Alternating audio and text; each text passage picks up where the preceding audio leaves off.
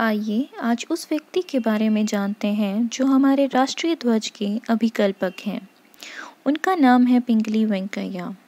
वेंकैया जी का जन्म 2 अगस्त 1876 को वर्तमान आंध्र प्रदेश के मछलीपट्टनम के निकट भाटलापेन्नुपारू नामक स्थान पर हुआ था। मद्रास से हाई स्कूल पास करने के बाद 19 साल की उम्र में वे मुंबई चले गए थे। वहाँ उन्होंने सेना में नौकरी की, जहाँ से उन्हें दक्षिण अफ्रीका भेज दिया गया। दक्षिण अफ्रीका में उनकी मुलाकात महात्मा गांधी से हुई और उन्होंने अपना अलग राष्ट्रीय ध्वज होने की बात गांधी जी को कही, जो गांधी जी को भी पसंद आई और उन्होंने वेंकैया जी को राष्ट्रीय ध्वज डिज़ाइन करने का काम सौंप दिया। वेंकैया जी ने राष्ट्रीय ध्वज का निर्माण 1921 में किया। हालांकि इसे बनाना इतना आसान नहीं था।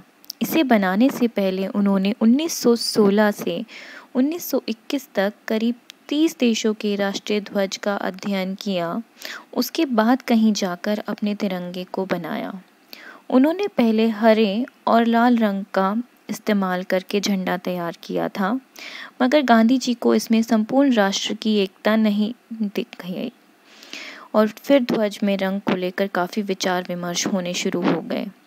अंततः साल 1931 में कराची कांग्रेस कमेटी की बैठक में उन्होंने ऐसा ध्वज पेश किया जिसमें बीच में अशोक चक्र के साथ केसरिया, सफ़ेद और हरे रंग का इस्तेमाल किया गया और इसे तत्काल आधिकारिक तौर पर सहमति प्राप्त हो गई।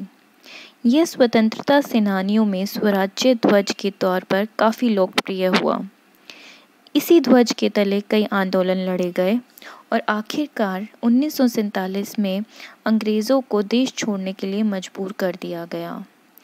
आज़ादी के बाद जब राष्ट्र ध्वज पर मुहर लगने को लेकर चर्चा हुई तो डॉक्टर राजेंद्र प्रसाद की अध्यक्षता में एक कमेटी बनाई गई और 3 सप्ताह बाद 14 अगस्त को उनके द्वारा अखिल भारतीय कांग्रेस के ध्वज को ही राष्ट्रीय ध्वज के रूप पर मान्यता देने की सिफारिश पेश हुई, जिसे सर्वसम्मति से मान लिया गया और 15 अगस्त 1947 से तिरंगा हमारे देश की पहचान बन गया।